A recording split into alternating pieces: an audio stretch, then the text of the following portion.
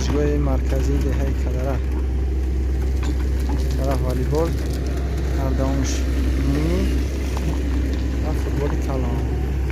این طرف والیبال لسنیسا می شود. این طرف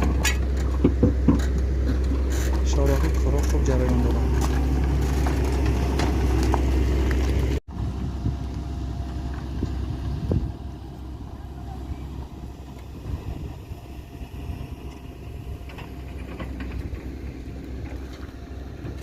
نوار امروزه ما در همین جا به انجام میرسد. دوستان عزیز، لایک، کامنتاری و در کانال آشنا را فراموش نکنید، زیرا هر یک لایک و کامنتاری شما برای ما پیشروی می باشد. باقی در پناه خدا باشید.